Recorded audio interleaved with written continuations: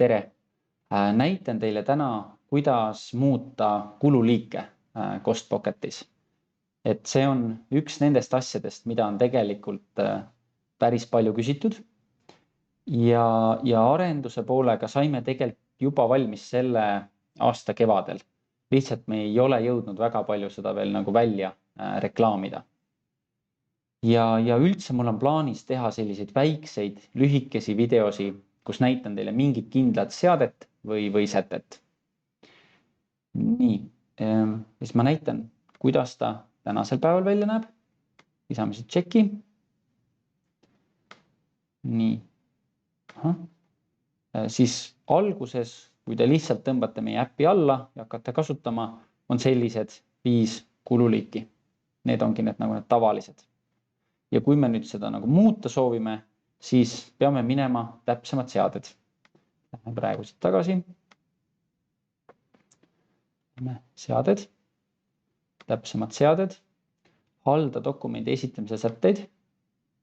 Siin on veel teisi asju, mida saab muuta. Ma neid näitan ja nendest räägin eraldi videos, aga lähme just siia halda kululiike ja lülitame selle sisse. Nüüd esimese asjana kohe näete, et mul on juba siin natuke need muudetud. Ehk see esimene rida on siis need liigid, mida kuvatakse seal esimesel ekraanil. Näiteks kui me lähme sõiduauto uus alla, siis järgmisel ekraanil kuvatakse need 2 kululiiki. Ja on võimalik isegi muuta neid esimesi. Niimoodi muuda. Näiteks ütleme, et ma ei taha, et see oleks kontori kulud, vaid tahan, et oleks kontori kulu. Või ma võin täiesti midagi muud siia kirjutada, kui soovite. Arendus või pastakad või mis iganes asja te soovite. Ja niimoodi. Ja lisaks on võimalik alamliike. Näiteks kui on sõiduauto uus, ma võin lisada siia alamkategooria.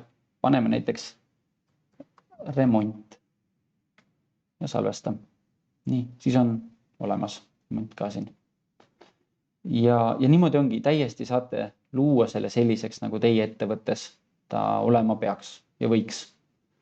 Ja ma näitan, kuidas ta nüüd siis ka välja näeb. Salvesta. Tagasi. Nii, ja lisame nüüd uue dokumendi. Kulu hüvitamisele. Nii, ja nüüd ta näebki selline välja. Need on need kululiigid, mis me sinna lisasime. Ja nagu te noolekesega näete, siis kui ma lähen sõiduauto uus, siis tulevad need järgmised, mis me juba sinna olime lisanud, nagu alamkategooriaid näitab siis saan siit valida. Näiteks on ju remont.